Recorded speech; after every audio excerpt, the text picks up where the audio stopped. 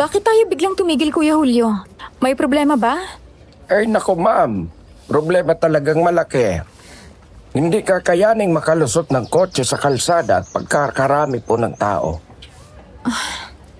Malayo pa ba tayo sa Hacienda Carolina? Malapit-lapit naman na po ma'am. Kung lalakarin ko, kaya ba? Isunod niyo na lang siguro ang luggage ko ron sa mansyon kapag nakalusot ka na. Sa palagay ko naman ay malalakad na ninyo ma'am. Malapit naman na po tayo sa entrance ng hacienda eh. Ang hindi ko lang po sigurado ay kung anong oras ako makakalusot sa mga taong ito. Parang hindi matitinag eh. Kaya nga ako nagpasundo ng maaga eh. Para maaga tayong makarating sa hacienda pagkatapos ganito naman ang dadatnan natin. Ano kayong meron? May fiesta ba? Naku, walang fiesta. Matagal pa ang fiesta rito. Nagwewelga ang mga tao. At talagang napili pa nilang malapit sa entrance ng hacienda magwelga? Ay, dahil mga trabador sila sa Hacienda Carolina. Anong sabi mo, Kuya Julio? Itong mga nagwewelga ay mga trabahador sa hacienda ng tiya ninyo. Mamina, may ilang araw na rin po nilang ginagawa ito. Kaya mabuti na lang din talaga na naisipan na ninyong magpunta rito. Teka, gaano ba kalaki ang problema sa hacienda para magwelga ang mga trabahador ng tulad nito? Ay, naku, hindi ko masasagot yan, ma'am. Driver lamang ako at hindi ako nakikialam sa pagpapalakad ng hacienda. Ang mabuti ay yung katiwala ng tiyahin ninyo. Ang tanungin ninyo tungkol dyan. Tiyak na masasagot niya kayo. Hoy! Ina! Saan ka pupunta? Saan pa? Di sa mansyon.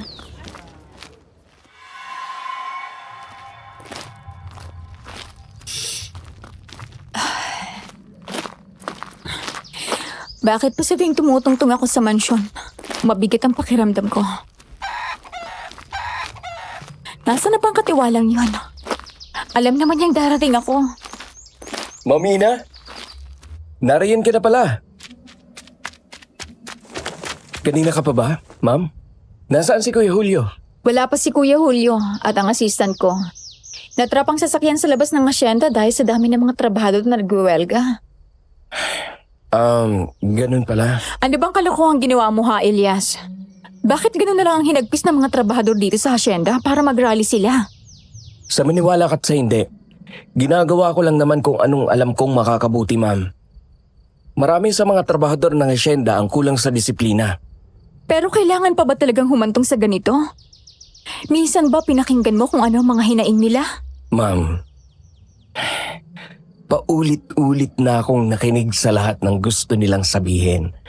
Ang problema, sa una lang sila magaling at pagdating sa dulo, inuulit lang nila ang mga pagkakamali. Dahil tao lang din sila gaya sa atin. Nagkakamali. Mistakes is what makes us human, Elias. Pero malaki ang ikinapilay ng hacienda sa pagkakamaling nagawa nila ngayon. Kaya dapat lang naalisin na sila sa trabaho. Bakit? Ano bang nangyari? Mahigit kumulang 100 baka ang namatay sa mga nakalipas na buwan dahil sa kapabayaan nila. At ano ang ikinamatay ng mga bakang yon? Bakit hindi nakaabot sa akin ang tungkol dyan, ha, Elias? Pasensya na kayo, Ma'am Ina. Hindi na namin ipinaalam ang tungkol sa problema dahil alam naming abala kayo sa pagkaka-ospital ni Madam Carolina noong mga panahong yon. At ngayon nga, ay wala nang tiyahin ninyo. Nakikiramay ako sa pagkamatay niya, ma'am. Yun na nga, Elias eh. Ngayong wala na si Tia. Ako na ang mamamahala ng lahat dito sa hacienda. Kaya dapat ipinapaalam mo sa akin lahat ng mga nangyayari rito. Maliit man o malaki. Pasensya na kayo ulit, Ma'am Ina. Hayaan mo. At mula ngayon, idudulog ko na sa inyo ang lahat. Good. Yan ang inaasahan kong marinig mula sa'yo. Nariyan na sina Kuya Julio. Isunod mo na lang ang mga gamit ko sa itaas. Mauna na ako sa kwarto. Yung master bedroom na lang ang gagamitin ko. Opo, Ma'am Ina.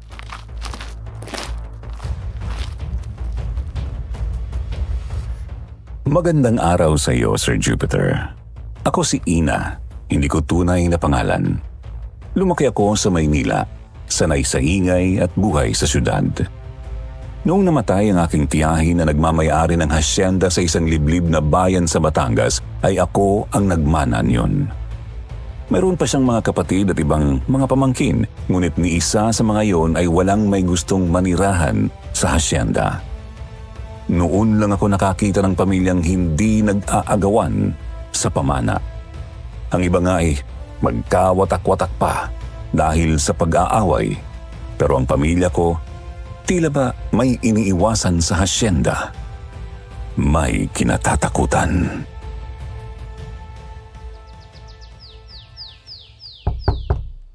Tuloy!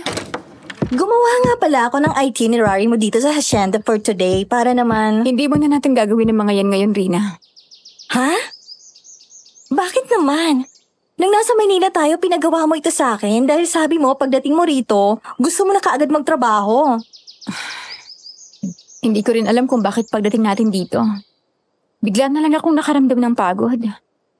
Alam mo yung pakiramdam na parang sobrang bigat? Baka magkakalagnat ka.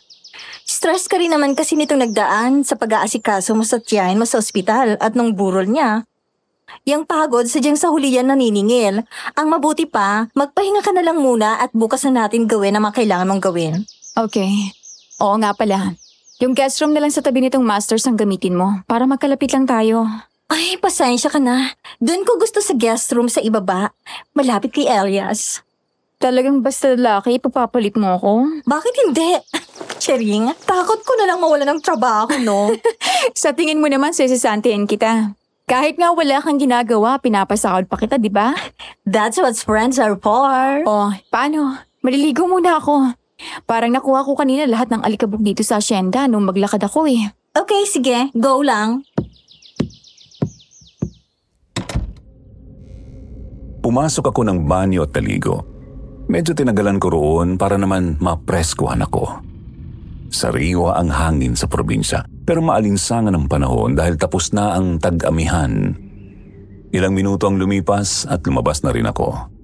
Handa nang magbihis nang may marinig akong ingay mula sa kabilang silid.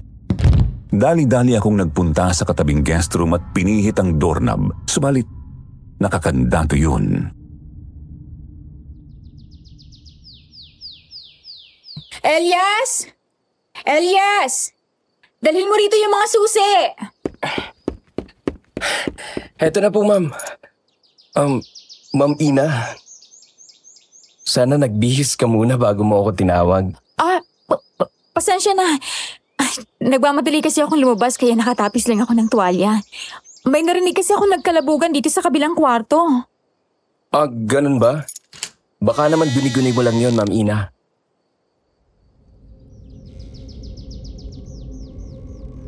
Maayos ang lahat sa loob ng guest room nang mabuksan ni Elias ang pinto. Sarado ang mga bintana at walang bakas na may masamang loob na nagtangkang pumasok doon. Guni-guni ko nga lang ba talaga ang kalabugang narinig ko? Baka nga. Bago pa lang ako dumating sa hacienda, alam kong may mga problemang kailangan kong ayusin. Kaya naman nakiusap ako kay Elias na samahan akong makipag-usap sa mga trabahador. Nangangamba akong baka lumala pa yun kung hindi ako aaksyon ng maaga. Katahimikan! Magsitahimik kayo at makinig ng mabuti sa sasabihin ko. Hindi ka dapat ganyan magsalita, Elias. Magandang umaga po sa inyong lahat. Humihingi po kami ng kaunting katahimikan. At kung maaari ay pakinggan ninyo ako dahil mahalaga po ang sasabihin ko.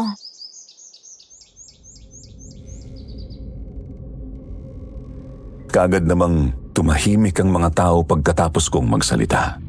Manghang nakatingin sa akin si Elias na ikinangiti ko na lang ng sandaling yun. Gumala ang tingin ko sa lahat na noon ay tahimik na naghihintay kung ano ang sasabihin ko.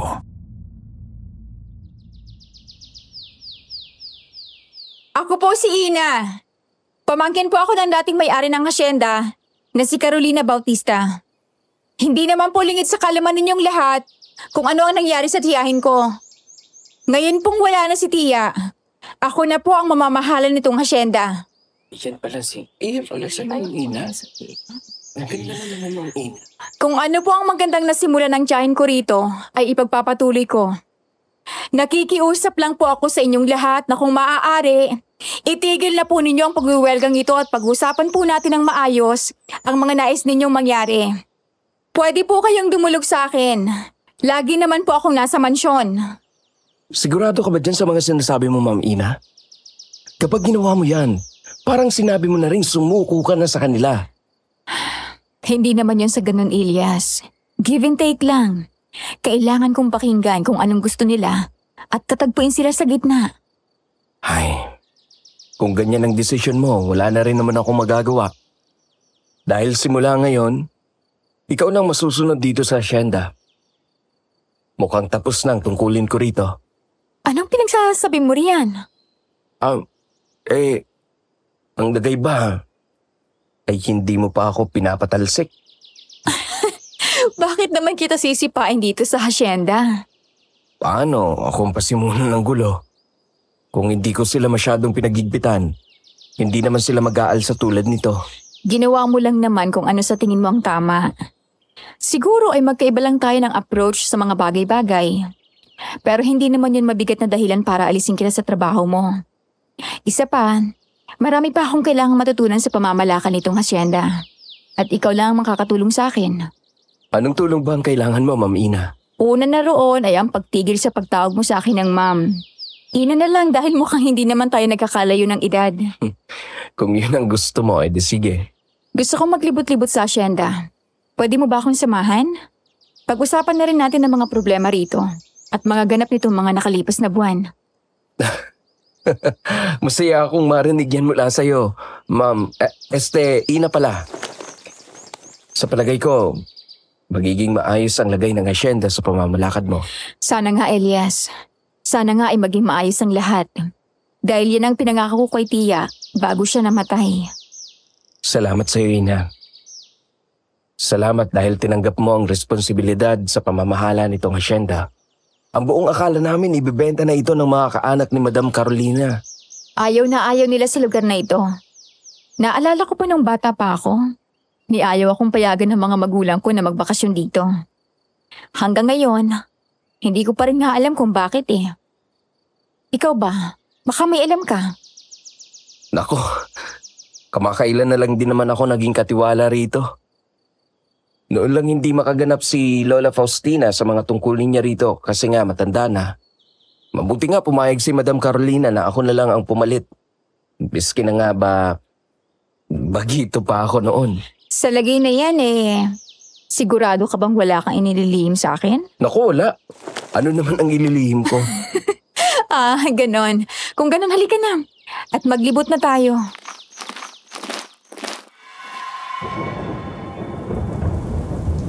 Grabe, ang lakas ng ulan.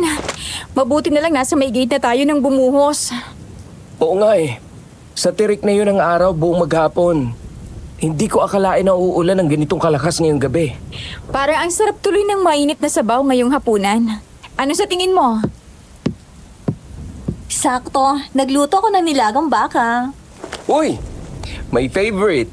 Yeah, naalala ko na binanggit mo sa akin kanina. Ang mabuti pa magain ka na, Rina, para makakain na rin tayo. Bakit ako? Dahil wala naman tayong kasambahay pa rito sa ngayon. Kaya kailangan nating pagtulungan ang mga gawaing bahay. Nagluto ka na rin lang, at ikaw nang kumilos sa kusina, eh di maghain ka na. At saka nakikita mo naman na basang-basa pa kami ni Elias. Magpapalit muna kami ng damit habang naghahain ka. Okay. Ay, Jesus Maria Josep! Nakakagulat ang kulog. Parang may mga tao sa labas. Ha? Nasaan? Nasa foyer kami ni Elias ng sandaling yun at kampo nakatanaw sa direksyon ng malaking gate ilang metro ang layo mula sa mansyon.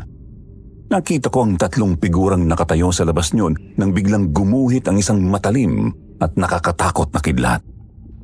Tama nga si Elias. May mga tao nga sa labas. Sino ang mga yan? Kilala mo? Hindi ko sigurado kung sino. Pero sa malamang, bagong saltang mga yan dito. Mukhang may mga dala pang bag eh. Puntahan mo. Itanong mo kung anong kailangan nila. Hayaan mo na lang. Baka mamaya may masama silang tangka rito. Dahil nakita nilang malaki ang mansyon. Hindi mo lang kilala kung sino. May masama na kaagad tangka.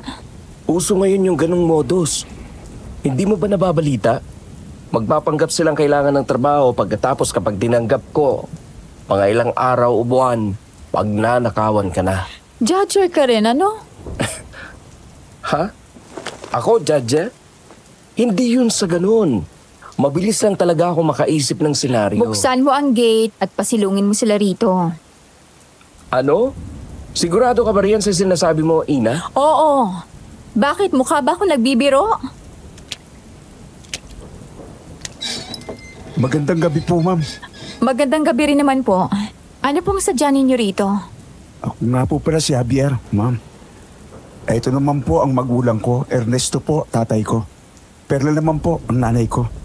Magandang gabi ho, ma'am. Pleased to meet you. Ma'am, magbabakasakali po lang sana kami na baka makahingi maski konting tulong. Napalayas po kasi kami ron sa lupang sinasaka ni tatay. Dahil nagkaalitan sila noong bagong may-ari. May nakapagsabi po kasi sa amin na maraming trabahador ang nag-alisan dito at naghahanap kayo ng bago. Taga saan kayo? Tubong kapis po kami, sir. Pero noong mga tulong ako rito sa Batangas nang nakakaraan ay doon na kami napatira sa Lemery. Kaya lang ay minalas-malas na napalayas na kami roon. Ilang araw na rin kaming pag-alagala at nagbabakasakaling may matutuluyan o makukuhang trabaho. Kanino naman ninyo nabalitang naghahanap kami ng bagong trabahador? Elias, ano ka ba naman? Totoo naman ang sinasabi nila. Naghahanap din naman talaga tayo ng mga bagong trabahador.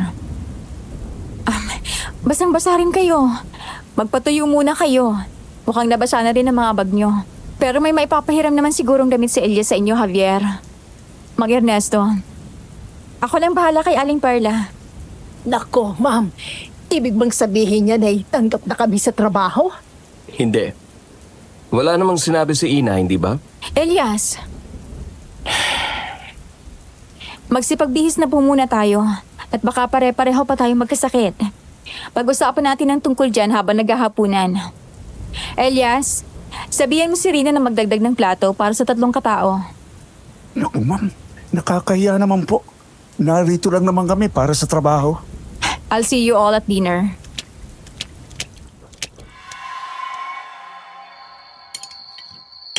Mas mabuti kung dito na lang magtrabaho sa mansyon si Aling Perla. Habang sina Javier at Mang Ernesto naman ay sa bakahan. Total, naghahanap din naman ako ng pwedeng maging kasambahay. Okay lang ba yun sa inyo? Nako, walang problema sa amin yan, ma'am. Magaling akong magluto at saka maglinis. Mabuti naman po kung ganon. Si Elias nang bahala sa inyo mag-ama. Javier, Mang Ernesto, nakahiwalay po kasi ang quarters ng mga trabado sa bakahan. Si Aling Perla naman, dito siya sa mansyon. Since magiging kasambay siya rito. Ma'am, kayayaman po pero baka pwedeng magkakasama na lang kaming pamilya. Wala pang 10 ektarya itong asyenda. Huwag kang mag-alala, Javier. Magkakakitaan pa kayong mag-anak sa araw-araw. Elias, may problema ba kung magkakahiwalay kayo, Javier? Hindi naman kalayuan ang quarters ng mga trabahador sa bakahan. At tama rin naman si Elias na magkakakitaan pa rin kayo. Minsan kasi ay inaatake ng sakit itong si Javier. Kaya hindi siya sanay na mapawalay sa amin. Kung ganon, pwede ba namin malaman kung anong sakit ng anak ninyo? Ayun na, nabasa. Ma'am, pasensya na po kayo. Ay, hindi ko po sinasadya. Bawasin niyo na lang po sa sasahurin ko, Hayaan ma'am. ninyo yan, Aling Perla. Pinggan lang naman yan eh. Mamahalin pa naman yan. Paboritong pinggan niya ng tiyahin ni Ina na si Madam Carolina. Elias, hindi ba sabi ko pinggan lang yan? Sabi mo nga. Lilinisin ko na lang po, ma'am. Ako na ang gagawa, inay. Baka masugatan ka pa. Natapos ang hapunan at sinamahan na ni Elias ang mag-ama sa magiging tulugan ng mga ito sa mansyon. Kasama niya. Habang si Aling Perla naman ay inihatid ni Rina sa maid's quarter. Mahimbing ang naging tulog ko ng gabing yon dahil na rin sa ulan. Ngunit nang sumapit ang madaling araw, may narinig na naman akong kalabugan sa kabilang silid. Hindi ko na lang yun pinagtuunan pa ng pansin dahil baka guni-guni ko lang ang lahat. Baka dala lang yun ng nakakabinging katahimikan dahil masyadong malaki ang mansyon para sa aming iilang tao lang. Sigurado ka ba sa sinasabi mo? Na narito nga ang hinahanap natin, ha, Javier? Opo, tay. Ako mismo ang nakatuntun noon sa loob ng mansyon. Ilang beses na ako nakapasok. Hindi na ako maaaring magkamali. Magandang balita yan. Talaga. Sa wakas, mababawi ko na ang dapat ay sa atin. At makakapagsimula ka na ng bagong konseho ng lahi natin sa lugar na ito. Basta saan ba tayo nangahawak at mag-ahari sa lugar na ito? Pero may isa pa tayong problema. Yung Elias. Madali na para sa atin ang alisin siya sa ating landas. Alam ko naman yan. Ang tinutukoy ko ay si Ma'am Ina. Kagaya ni Elias, papatayin din natin siya. Sa kayong alalay niya, wala tayong ititira sa kanila. Pero wala naman pong ginagawang masama sa atin si Ma'am Ina. Tay, baka naman pwedeng takutin na lang natin siya para umalis Teka dito. nga. At bakit parang lumalambot ka na, ha, Javier? Hindi ka naman ganyan doon. Kaya nga, huwag mong sabihin sa amin na nagkakagusto ka na sa babaeng yon. Mabait naman si Ma'am Ina. Tsaka isa pa, akala ko ba napag-usapan na natin noon yan? Na hindi na tayo mandadamay ng taong wala namang kasalanan. Hindi may iwasan na may inusinting buhay ang madamay. Dapat ay tanggap mo na ang katotohanan yan. Lalo na at silang mga tao ang unang hindi makatanggap na may mga nilalang na gawa natin. Kung hindi naman magiging tinik sa lalamunan natin ang dalagang yon, mataas ang tsansa na hindi natin siya patayin. Pero sa oras na may gawin siya, hindi ako magdadalawang isip na patayin siya. Ang mabuti pa, magsibalik na tayo sa loob at baka makalata pa sila.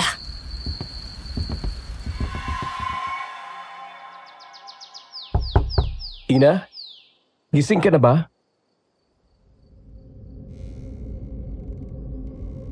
Hindi ko alam kung maiinis ba ako o hindi kapag ganoong hindi ako nakakatulog ng ayos, gusto ko pang magtagal sa kama. Subalit hayon na si Elias. Panay ang katok.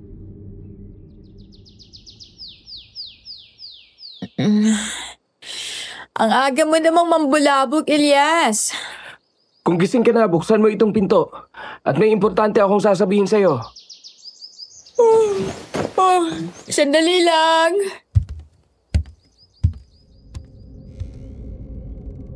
Nag-ayos ako ng sarili. Nagmumug at nagbihis ng robe bago ko binuksan ang pinto. Baka mamaya kung ano na naman ang isipin ni Elias kapag nakita na naman niya ako sa hindi kaaya-ayang ayos, kagaya noong nakatapis lang ako ng tuwalya. Dama ko iba ang tingin na ipinukol niya sa akin ng sandaling yon.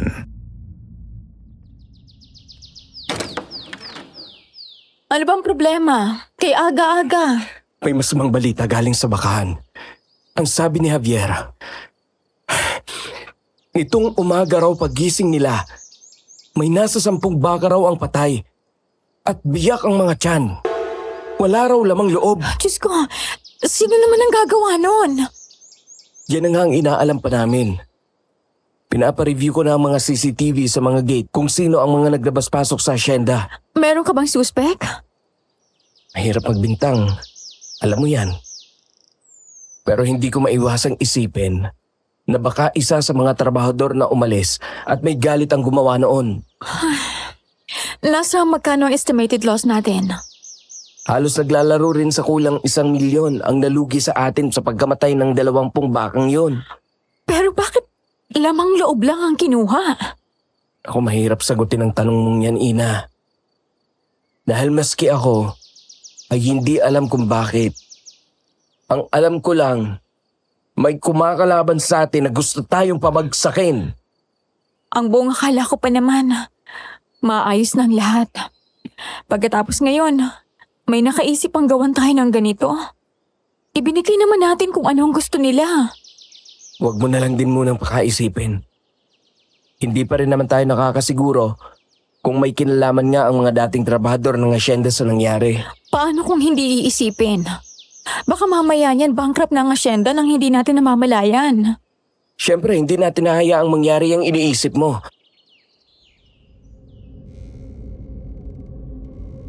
Hindi ko maintindihan kung ano ang mararamdaman ng sandaling yun. Parang ilang araw lang nakatahimikan ang pinagkaloob sa amin at pagkatapos ay malaking problema na ulit ang kailangang harapin. Mabuti na lang talaga tinutulungan ako ni Elias. Dinukot ni Elias ang cellphone nito sa bulsa ng pantalon at binasa ang natanggap na mensahe. May problema na naman ba? Pupunta lang ako sa guardhouse sandali. Tapos na raw nilang i-review ang mga CCTV. Okay.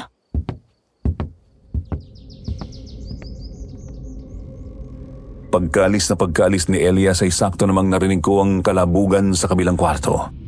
Hindi ko na magawang isipin na baka imahinasyon ko lang ang lahat dahil gising na ang diwa ko ng sandaling yon. Kaya naman patakbo na akong lumabas ng aking silid at nagpunta roon. Inabutan ko roon si Aling Perla na nasa aktong pagtutulak ng kama. Mukhang katatapos lang nitong palitan ang bedsheet. Ma'am, may problema po ba? Meron po ba kayong ipag-uutos? Wala naman, Aling Perla. Akala ko lang kasi kung ano yung nagkakalabugan dito. Bakit, Ma'am Ina? May mga naririnig ka ba rito? Meron. Ikaw ba, Aling Perla? Ay, wala naman akong narinig dito na kakaiba maliban sa Sa ano? sa mga naglalandi ang pusa na kumakalabog sa bubong tuwing gabi. Medyo funny rin pala kayo, Aling Perla. Ito naman ay payo ko lang, Ma'am Ina. Alam mo, minsan, mas makabubuti kung magpatay-malisya ka na lang. Kung wala kang alam at hindi ka mag-uusisa, mas ligtas.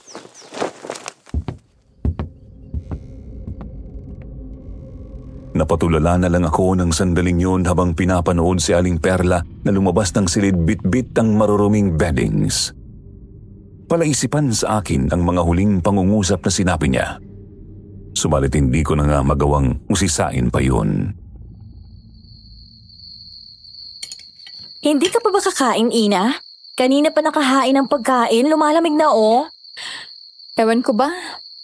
Parang wala na akong ganang kumain ng kahit na ano. Mula noong makatikim ako ng luto ni Aling Perla. Hala siya oh. Ano ka, nagayuman ng luto ni Aling Perla? Sorry ka na lang at day off niya ngayon. Sa susunod nga sabihin mo kapag magdi-day off siya, ipagluto niya ako ng pagkain in advance. Parang bisyo na yan ah. Rina, narinig mo ba yun? Ang alin? As in, wala kang naririnig? Ay, huwag kang magbiro ng ganyan, Ina ha. Hindi ka nakakatuwa. Mabilis akong tumayo at nakiramdam ng mabuti kung mauulit ba ang naririnig kong mga tunog. Pero wala na ang mga yon. Hindi ko maintindihan kung bakit ako lang palagi ang nakakarinig. Minsan gusto ko nang isipin na baka nasisiraan na ako ng ulo o kung anuman. Nagpunta ako sa guest room na katabi ng aking silid kung saan ko unang narinig ang mga kalabugan. Kagaya nung mga naunang punta ko, wala pa ring kakaiba sa loob ng guest room. Walang bakas ng kahit ano na maaaring makapagturo sa akin na may kakaibang nangyayari sa loob niyon. Ano bang nangyayari sa'yo, Ina? Nakakaloka ka naman. Bigla ka na lang nanakbo riyan. Ewan ko ba, Rina? Sa totoo lang, hindi ko na rin alam kung anong nangyayari sa akin eh. Nararamdaman ko talaga na may kung anong nangyayari. Ang kaso hindi ko nga alam kung ano. Kailangan ko ng sagot. Ma'am Ina! Ma'am Ina! Oh, Aling Perla, bakit nandito ka na? Akala ko ba sabi mo bukas ka pa babalik? Ay, maaga naman akong nakatapos sa inasikaso ko kaya bumalik na rin ako. Mabuti naman kung ganon. Pero Ma'am Ina, alam ba ninyo nagkakagulo ngayon sa quarters ng mga trabahador dito sa asyenda? Nagkakagulo? Nagkakagulo sila roon dahil may nangyari daw. Nakasalubong ko nga si Elias na papunta pa sana rito. Pero sabi ko sa kanya, ako na lang ang bahalang magsabi sa'yo. Nabanggit ba ni Elias sa inyo kung anong nangyari? Ang mabuti pa, puntahan na lang natin. Halika na, dali! Sige, Aling Perla, kayo na munang bahala rito sa bahay. Oy, sige, Ma'am Ina. Ina! Elias, anong nangyayari rito? Huwag mong sabihin sa akin na may namatay na namang baka. Hindi. Pero Ano, Elias? Huwag mo akong bitinin. nagkakagulo rito. Kasi si Mia, yung anak ng isa sa mga trabahador, nakakita raw ng manananggal. Muntik pa nga raw makuha ang bata.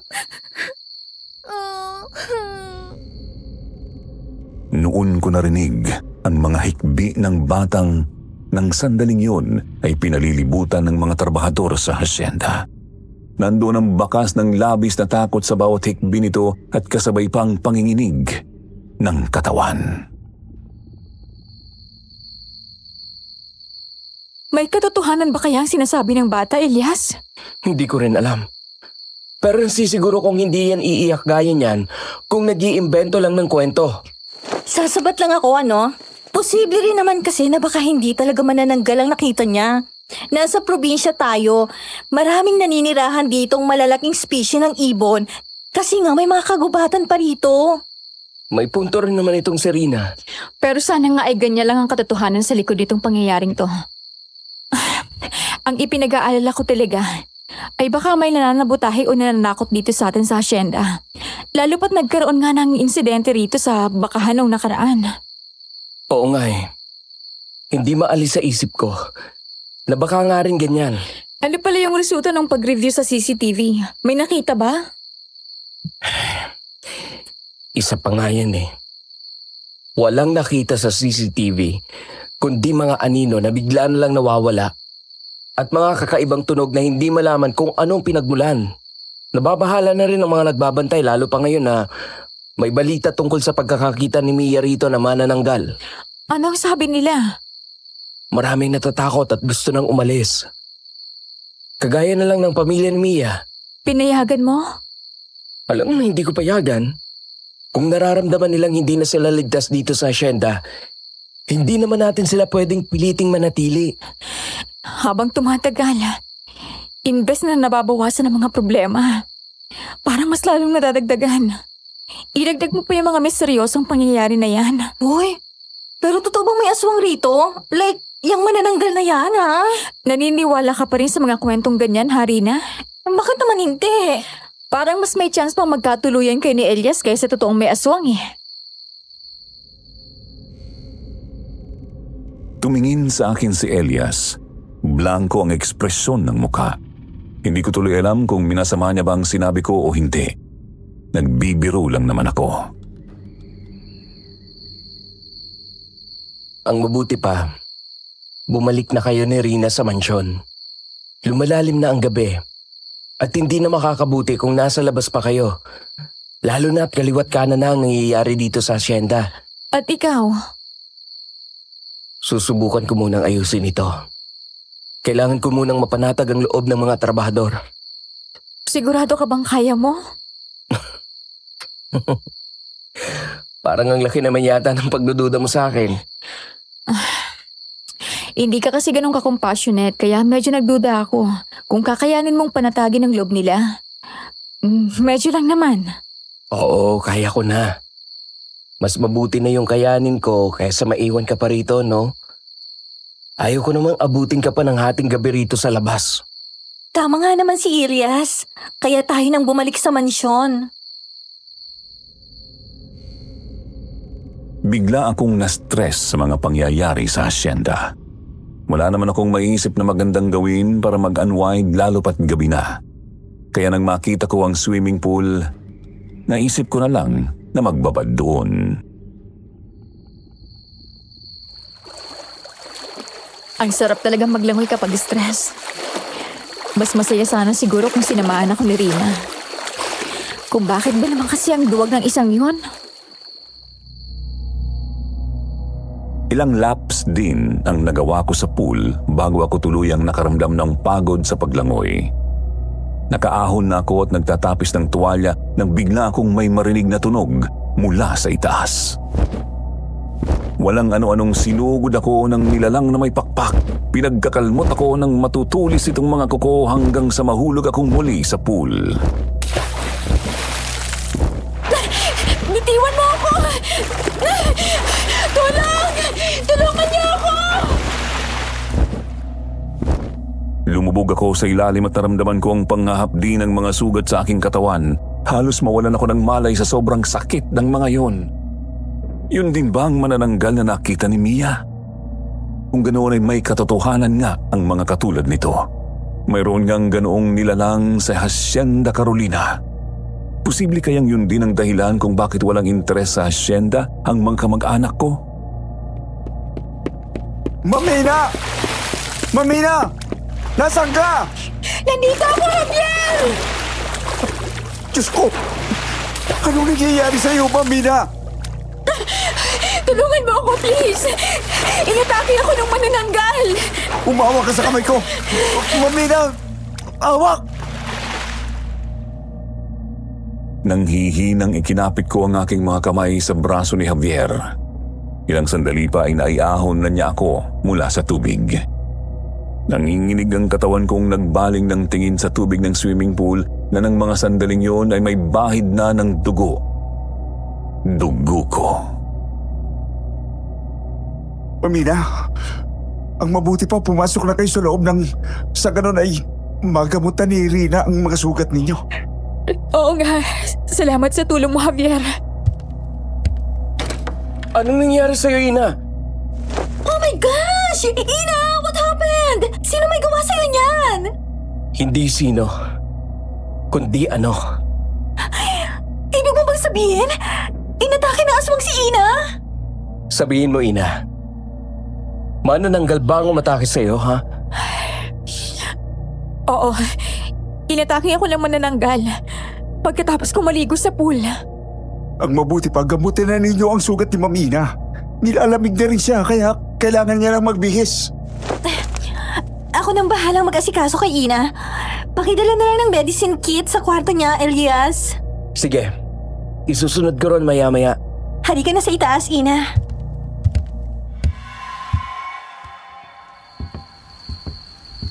Inay, bakit naman ginawa ninyo kay Ma'am Ina yun? Bakit ninyo siya sinaktan? Akala ko ba nagkakaintindihan na tayo na labas siya rito? Hoy, Javier. Huwag mong makao-kausap ang iyong ina sa tunog ganyan. Dahil lang sa hasyendera na yon, kung mapagsalitaan mo na ang iyong ina, ay nako, baka nakakalimutan mong siya ang nagluwal sa iyo. Ito na naman tayo sa mga utang na loob sa inyo. Ako pa rin ang problema rito, ha, Itay? Sinusunod ko naman ang lahat ng mga pinag-uutos ninyo sa akin. Kahit na alam kong mali ang mga yun. Pinatay mo nga ang mga baka at kinuha ang mga lamang loob noon. Pero isa't kalahati ka rin tanga dahil para mong pinagkanulong sarili mo.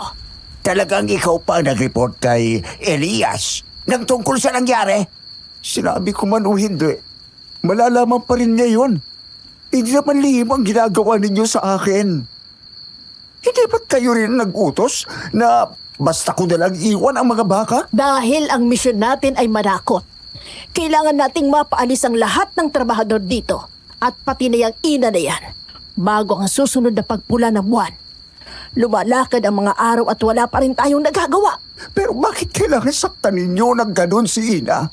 Dati naman ninyo siyang tinatakot sa mga kakatuwang pangyayari sa loob ng bahay. At sino ka para kwestiyonin ang pamamaraan ko?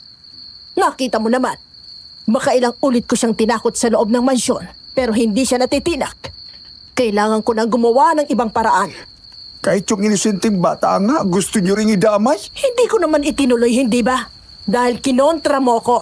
Kaya naman, si Ma'am Ina ang pinagbalikan ninyo. Hoy, kayong dalawa, tama na yan. Tayo ang magkakakampi rito. Bakit nag-aaway kayong mag-ina? Ha? Bakit hindi ang magaling mong anak ang tanungin mo? Siya naman itong nanguna. Lahat na lang ng mga ginagawa natin ngayon, sinasaklawan niya na. Sabihin mo nga sa akin ang totoo, Javier. Nagkakagusto ka ba sa ina na yon? May gusto man ako, wala kay Ma'am Ina. Alam ko naman malabo. Ay, talagang malabong magustuhan ka ng ina na yon, lalo pat nariyan ang karibal mo si Elias. Anong... Ang ibig ninyong sabihin? Mukhang may gusto rin ang Elias na yung kay ina. Iba ang paraan ng pagtingin niya. At saka isa pa, mas dapat na pagsumikapan mo magtagumpay ka sa misyon mo, anak. Ikaw ang inaasahan namin na magiging sunod na supremo ng mga aswang.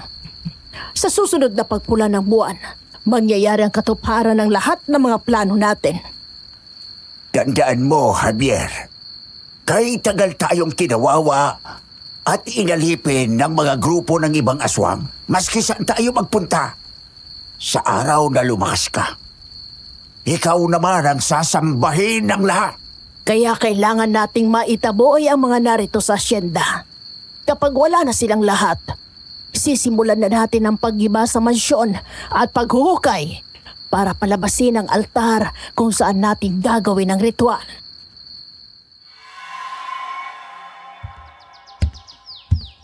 Oh, maayos na bang pakiramdam mo? Dapat nagpapahinga ka muna rin sa kwarto mo. Hindi naman ako pagod o kung ano para magpahinga. May mga galos lang. Aba kahit na. Hindi ka nga pagod sa pisikal, pero alam kong hindi tumitigil yung utak mo kakaisip ng mga kung ano-anong bagay.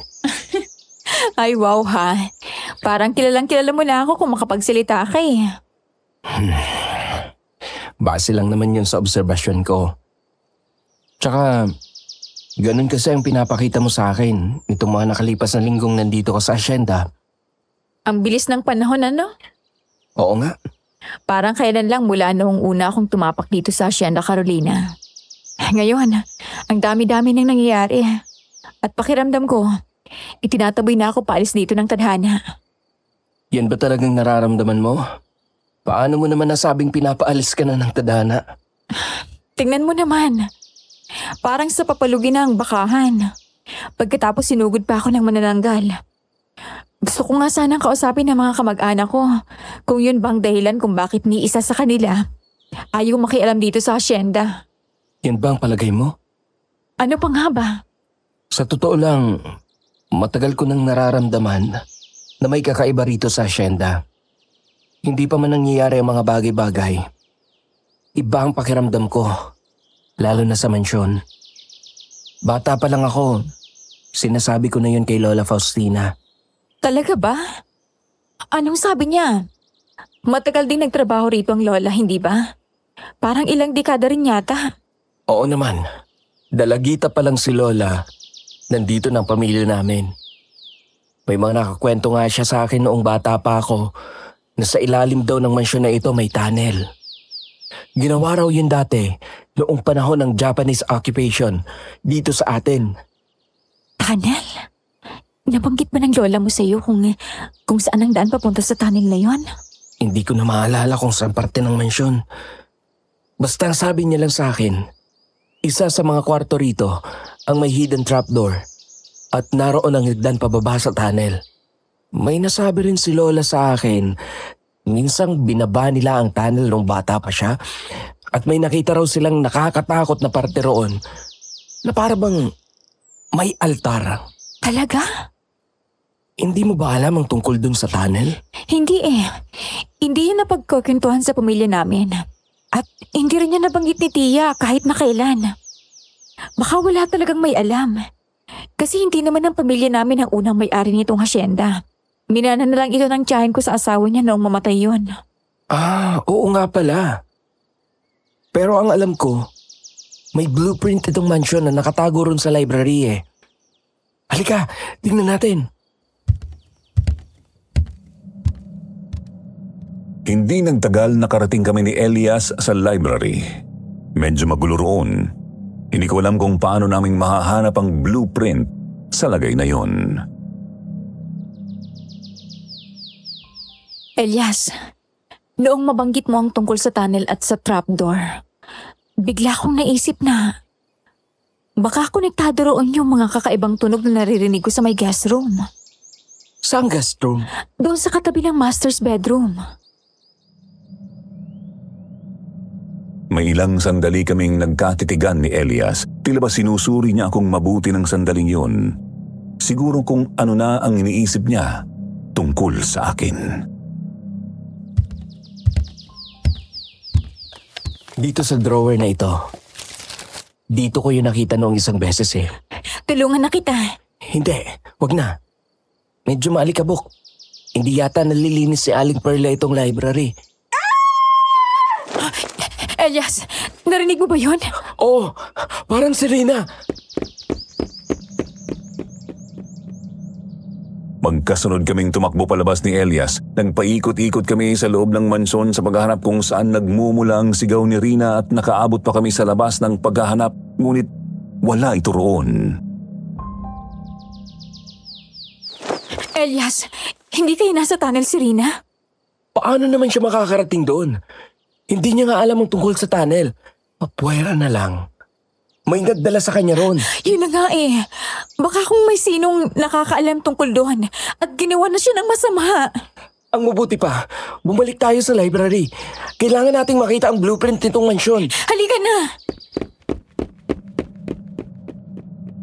Pinagtulungan na namin ni Elias ang paghanap ng sandaling yun.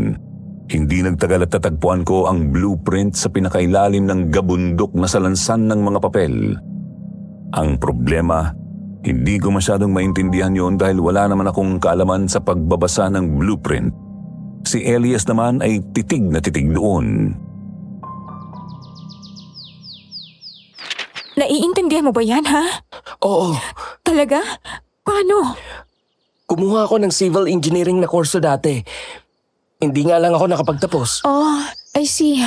Ano na nakita mo? Mukhang tama ka nga. Nasa guest room nga katabi ng master's bedroom ang trapdoor. Sinasabi ko na nga ba tama ako? Halika na! Magkatulong naming itinulak ni Elias ang king-sized bed papunta sa kabilang panig ng silid. Isang carpet nang tumambad sa amin na nang iangat ko ay may trapdoor nga sa ilalim. Kumakabog ang dibdib na inangat ko ang malaking square na pinto noon. Bumungad sa amin doon ang isang spiral na hagdan pababa. Napakagaling ng arkitektong gumawa ng mansyon. Sa ibaba hindi mo akalaing ang isang poste roon ay naglalaman pala ng hagdan pababa sa isang tunnel. Bakit maliwanag sa ibaba? Parang may ilaw. Kung gano'n, may nakakaalam nga ng tungkol sa tunnel. Mas mabuti kung maiwan ka na lang dito, Ina. Ako na lang ang bababa. Ha? Eh paano kung may tao nga sa ibaba at mapahamak ka? Hindi ba't mas malilintikan kung dalawa tayong mapapahamak sa ibaba kung sakali? Kaya huwag na matigas ang ulo mo at bumito ka na lang, okay? Mag-iingat ka, Elias. Hindi ko alam kung anong gagawin ko kapag napahamak ka. Sumir ko ang puso ko nang makita kong gumuhit ang ngiti sa mga labi ni Elias. Wala siyang sinabi, ngunit alam kong batid na niya ang ibig sabihin ng mga salitang lumabas sa bibig ko. Habang pinapanood siyang bumaba sa hagdan ng tunnel ay taimtim akong nanalangin para sa ligtas niyang pagbalik. Hindi ko na alam kung gaano katagal mula noong bumaba si Elias sa tunnel, basta ang alam ko lang parang walang hanggan ang paghihintay kong makabalik siya. Hanggang sa nakarinig ako ng sigawan mula sa ibaba at maya-maya pa ay sumulpot si Elias kasama si Javier. Hawak-hawak ni Elias ang mga kamay ni Javier na akala mo ay isa itong nahuling kriminal. Javier? Anong ginagawa mo sa tunnel? Nadatan ko siya sa ilalim. May kung anong binabakbak sa pader. Javier, magpaliwanag ka. Wala akong dapat ipaliwanag. Aba talagang sumasagot ka pa? Javier, please. Kahit na ano pa ang gawin ninyo, Hindi ako sasagot. Narinig mo naman ang mga sinasabi niya, Ina. Una pa lang, binalaan na kita tungkol sa kanila. Pero anong ginawa mo? Naiintindihan ko naman na mali na pinagkatiwalaan ko si Javier. Pero Wala nang pero pa, Ina. Mas makakabuti kung palayasin mo na ang pamilya ni Javier dito sa asyenda. Elias, baka naman nabibigla ka lang. Ano pa bang paliwanag ang gusto mo, Ina? Nahuli ko na nga siyang may binabakbak sa ilalim ng tunnel. Hindi pa ba sapat yung patunay na may kung anong tangka siya rito? Marami ka nang nagawang kabutihan sa kanila, pero tingnan mo kung ano ang isinukli niya. Iwan mo muna kami, Elias. Gusto ko makausap si Javier. Naisip ko na baka kaya ayaw magsalita ni Javier ay dahil naroon si Elias. Baka kung kaming dalawa lang ay makumbinsi ko siyang sabihin sa akin kung ano ang totoo. Sa huling pagkakataon, bibigyan ko pa rin siya ng chance na ipaliwanag ang panig niya. Ano ka mo? Hindi, Ina. Hindi kita iiwang mag-isa rito kasamang lalaking ito. Wala akong tiwala kay Javier. Kung wala kang tiwala kay Javier, sa akin ka na lang magtiwala. Pakiusap, Elias. Nagpalipat-lipat ang tingin nito sa amin ni Javier sa kawalang abog na binitiwan ng lalaki. Padabog ang mga yabag na naglakad si Elias palabas ng silid. Noon lang tila ibig magsalita ni Javier nang ganap na kaming dalawa na lang ang nasa loob. Sige, Javier. Kung ano man ang gusto mong sabihin, sabihin mo at makikinig ako. Pasensya ka na, Ma'am Ina. Alam kong sinira ko ang tiwalang binigay mo sa akin. Hindi ko na sana gusto pang gawin ang mga bagay na yun. Anong mga bagay ang tinutukoy mo? Hindi ko maaaring sabihin. Basta ang tanging magagawa ko lang ay ang pagbilinan kang palagi mag-iingat. Hindi ka ligtas dito, Ma'am Ina. Kung maaari umalis ka na lang. Hindi na ligtas ang asyendang ito sa kahit na sino para sa susunod na mga araw. Hindi ba mas makabubuti kung sasabihin mo sa akin kung ano ang katotohanan? Kaysa yung binibigyan mo lang ako ng babala. Hindi ko nakikilala kung ano ang kalaban. Aswang. Mga aswang kami, Ma'am Ina. Aswang kayong mag-anak?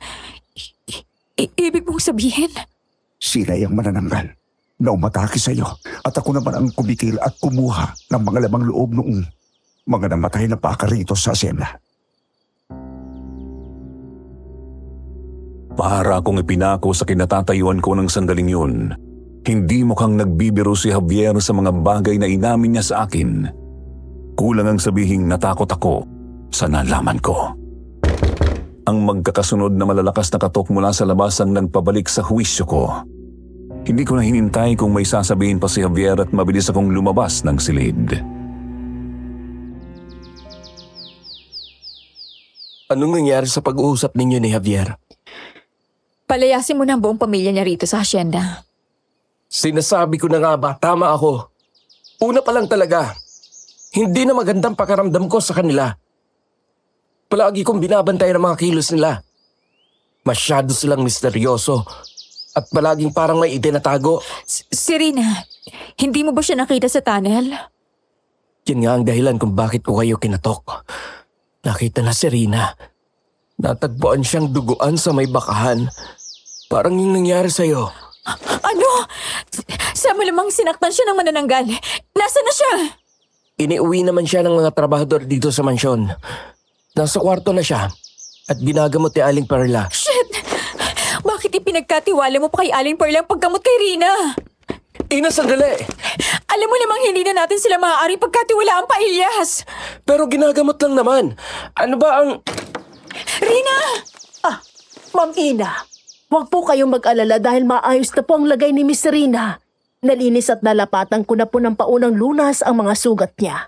Lumayo ka sa kanya! Po? May ginawa ang magaling mong anak, Aling Perla. Nahuli namin siya at dahil doon, pinapaalis na kayo ni Ina rito sa asyenda. Kailangan na ninyong umalis sa lalong madaling panahon. Ma'am Ina, kung ano man po ang pagkakasalang nagawa ng anak ko si Javier, bigyan niyo siya ng pagkakataong magbago. Mabait namang bata yun. Siguro ay... Pasensya na, Aling Perla. Pero hindi na magbabago pang desisyon ko. Mas makabubuti para sa ating lahat ang maghiwalay na lang ng mga landas. Umalis na ho kayo rito. Tinitigan ako ng masama ni Aling Perla, yung tingin na may halong pagbabanta. Nanginginig na ang bukong katawan ng sandaling yun, subalit sinikap kong huwag magpahalata. Matagal niya akong tinitigan ng ganoon na parabang lalo niya akong tinatakot. Mabuti na lang at hinila na ito ni Elias, yun nga lang hindi niya inaalis ang masamang tingin habang naglalakad palabas. Nasaan na kaya tong si Inat? Kanina ko pa hindi makontak ang phone niya. Siya ito nag-iya magkape at merienda pero siya naman itong hindi sumusulpot. Oh, Elias! Nasaan si Ina? Ha? Bakit sa akin mo siya hinahanap? Eh di ba't kayong dalawa itong laging magkasama? Hindi ko kasama si Ina. Maghapon kami nagkumpuni ng bakod sa bakahan. Ibig mong sabihin wala siya rito? Wala. Nag-chat nga lang siya sa akin na magtimpli ng kape at maganda ng merienda. Pagkatapos sabi niya, pabalik na siya rito.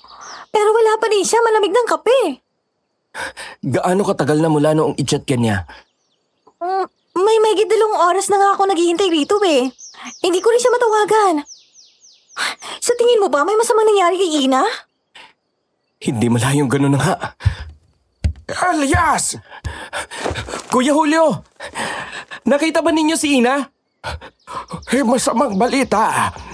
Sa pilitang isinama ni na Perla at Ernesto si Mamina. Wala na akong nagawa para pigilan sila. Kasi hinampas ako ni Ernesto sa ulo at nawalan ako ng malay. Saan nila dinala si Ina? Hindi ko alam. Ang naaalala ko lang, iaalay daw.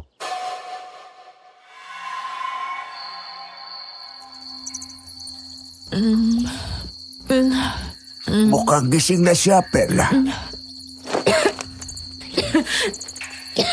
Mabuti naman at gising ka ng babae ka. Nasaan ako? Anong gagawin niyo sa akin? Una, masyado ka ng maraming nalalaman. Pangalawa, nakakabwisit ka na dahil hinahadlangan mo mga plano namin. Panghuli, dahil sa'yo'y nahihirapan na akong pasunurin ang anak ko. Wala akong ginagawang masama sa inyo. Kayo nga itong basta na lang dumating sa asyenda at kung ano-anong masamang ginawa. Binabawi lang namin ang dapat ay sa lahi namin. Lumabas din ang totoo. Mga aswang nga kayo. Sinabi sa'yo ni Javier ang tungkol sa amin kaya dapat lang namamatay ka. Pero huwag ka mag-alala. Dahil magkakaroon ng silbi ang pagkamatay mo. Dahil gagawin ka naming alay. Iginala ko ang aking tingin sa lugar. Mukhang nasa loob ako ng tunnel at nakahinga sa parang altar habang nakagapos. Sa itaas ay may natatanaw akong butas. Sa malamang ay hinukay yun. Sa butas ay tanaw ko ang buwan. Halos nasa kalahati na ang pula ng buwan. Ang mabuti pa ay simulan na natin ang pagkuha ng dugo sa babaeng yan. Natitiyak ko na sa mga oras na maging ganap ang pagpula ng buwan, ay nakuha na natin ang dami ng dugong kailangan natin. Anong gagawin niyo sa akin? Ang dugo ng isang berhen na gaya mo ang kailangan naming ihugas sa altar na ito para sa paunang ritual na gagawin namin para kay Javier. Tamang-tama. Dahil mukhang malaki ang pagkagusto sa iyo ng anak ko. Ang pagnanasa niya sa iyo, sa dugo at sa laman, ang tiyak na magpapalakas sa kanya. Nanlaki ang mga mata ko nang maglabas si Mang Ernesto ng kutsilyo at hinasa-hasa pa nito iyon sa harap ko. Sinubukan kong makawala sa pagkakatali, ngunit masyado yung mahigpit at gumasgas lang ang lumid sa aking balat. Huwag kang malikot para hindi ka na rin mahirapan. Saan mo ba siya gigilitan?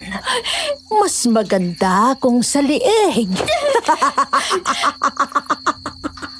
Sa kamay muna, mas maganda kung magtatagal ang paghihirap niya.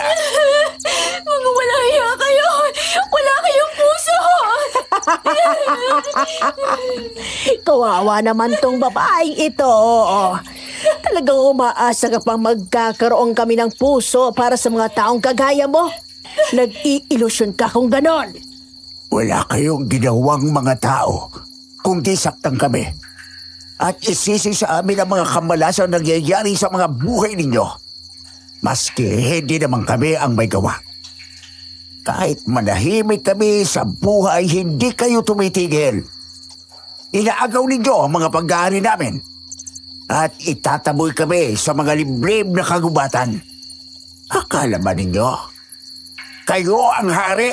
Kung ang karapatan ninyong ipinaglalaban ninyo, bakit hindi kayo lumaban ng patas? Naririnig mo bang sarili mo? Ang mga tao ang unang hindi lumaban ng patas. Kayo ang mga tunay na demonyo, mga kahamat. Gusto nyo kayo lang ang makinabang sa mga bagay na narito sa mundong ibabaw.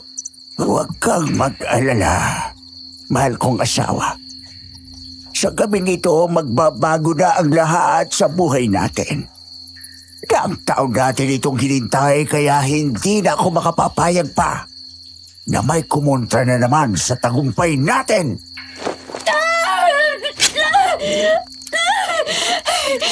Darating ang araw, pagbabayaran ninyo lahat ng kasamaang ginawa ninyo. Hindi mo na makikita pang araw na yon.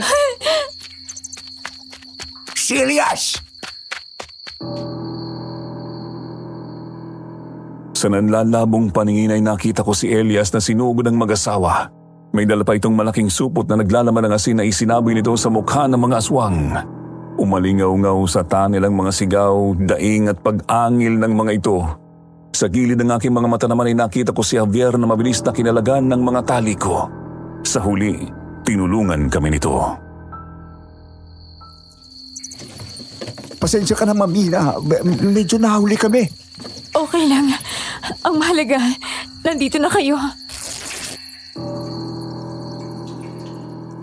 Pinunit ni Javier ang damit nito at itinali yon sa palapulsuhan kong nagdurugo. Mahigpit ang pagkakatali niya, ngunit panay pa rin ang dugo noon. Hindi ko alam kung gaano nakaraming dugo ang nawala sa akin, pero marahil ay dala na rin ng takot, kaya nakaramdam na ako ng labis na hilo. Magbabayad ka sa ginawa ninyo kay Ina!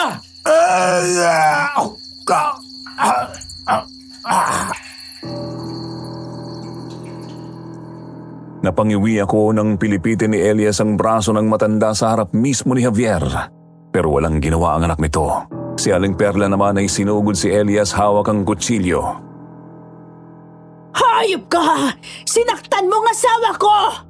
Kayo ang masasama rito! Kayo ang unang gumawa ng hindi maganda at nanakit!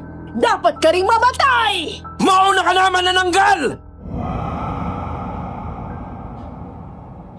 May inilabas si Elias na matulis na kahoy na gawa sa kawayan at sinalubong ng saksak si Aling Perla sa dibdib.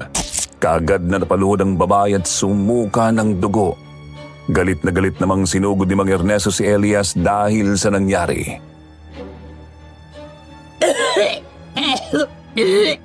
Pinatay mong asawa ko. At ikaw, Javier, isa kang taksil. Isinusumpa kita, gagabang kang parang as! Tama na ang satsat, tanda! Kailangan mong madala sa ospital, Ina. Maraming dugo na ang nawawala sa'yo. Sige na, isugod mo na si Ma'am Ina sa ospital. Elias, ako na bahala rito. Magkasabay naming nilingon ang direksyon ng magulang ni Javier. Dahan-dahan ang nagiging abo ang mga ito. Napansin kong nangingilid ang luha sa mga mata nito at iyon ang bagay na hindi ko maiaalis dito. Sa kabila ng lahat ng kasamaan na ginawa ng dalawang matanda, ang mga ito pa rin ang pamilya ni Javier. Ikaw, Javier, paano ka na ngayon? Ako nang bahala sa sarili ko. Ang malaga sa akin ngayon ay natapos na ang kasamaan ng mga magulang ko. At hindi na matutuloy pa ang nakaampang dilubyo. Sige na. Kailangan nang madala sa ospital ni Ma'am Ina. Binuhat ako ni Elias at inilabas ng tunnel na yon. Sa itaas ay sinalubong kami ni Rina na noon ay puro galos ang katawan dahil sa pag-atake rito ni Aling Perla. Kuya Julio, madali kayo. Kailangan nating umabot ng ospital. Huwag kayong mag-alala. Ako ang bahala. Buong akala ko talaga ay mamamatay na ako sa kamay ng mga aswang. Pero ayun at natagpuan ko ang aking sariling may buhay pa rin sa loob ng ospital. Kaagad namang nahagip ng mga mata ko si Elias na nakaupo sa isang sulok.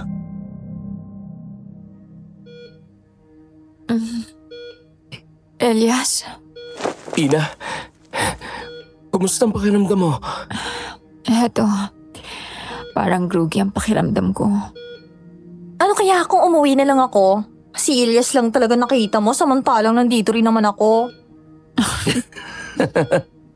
May nagsiselos yata sa gilid, oh. Sige na, lalabas na lang muna ako para bigyan kayo ng space. Alam ko namang meron kayong mga dapat pag-usapan.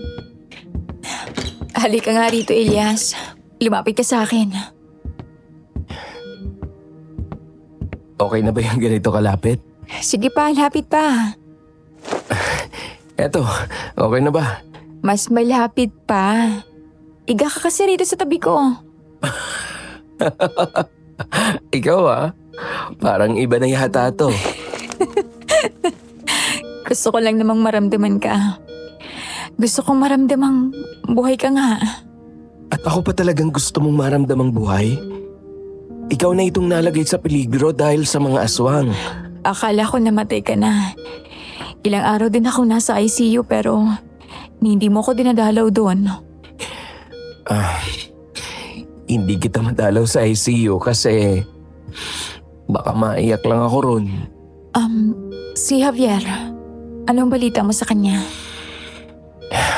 Pwede bang saka na lang natin pag-usapan ng tungkol kay Javier? Kapag nakalabas ka na rito sa ospital? Bakit naman patatagalin mo pa? Baka kasi isipin mo ng isipin pagkatapos mas stress ka pang lalo. Pagkatapos ng mga nangyari sa atin, sa tingin mo pa, hindi ko pa kayang i-manage na ibibigay sa akin ang ibabalita mo tungkol kay Javier?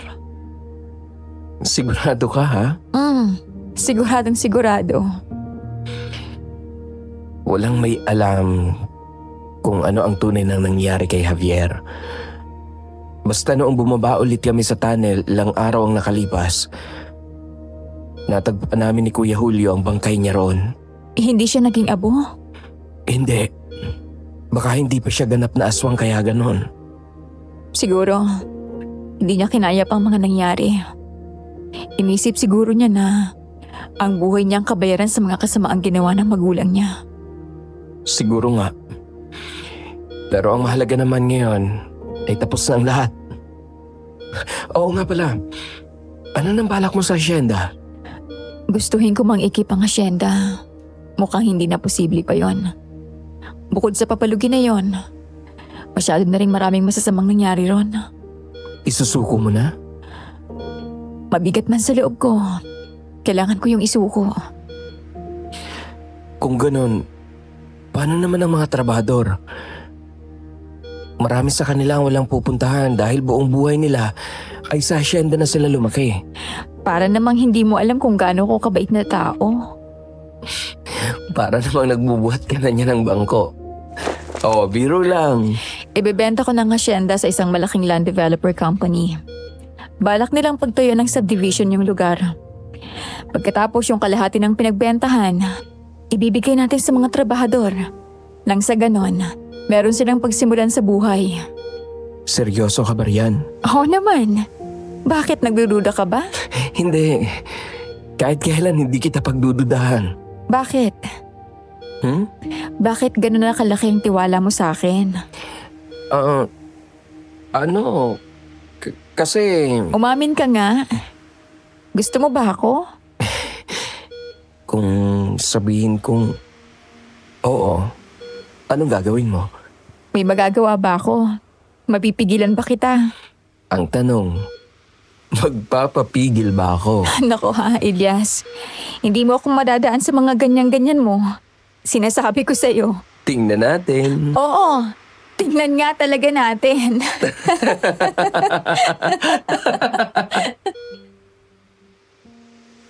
Malakas ang naging tawanan namin ni Elias dahil doon. Ilang sandali ang lumipas at pumasok muli ng hospital suite si Rina. Umiiyak ito ng sandaling yon. Alam ko na kaagad kung bakit. Ang daya mo, Elias. Ako una may crush sa'yo eh. Pinagpalit mo lang ako kay Ina. Pasensya ka na, Rina. Sadyang ganyan ang buhay. Che!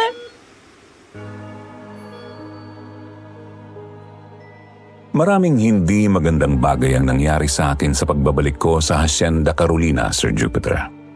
Subalit ang lahat ng iyon ay nagbigay sa akin ng mga aral sa buhay na kahit kailan ay hindi ko makakalimutan.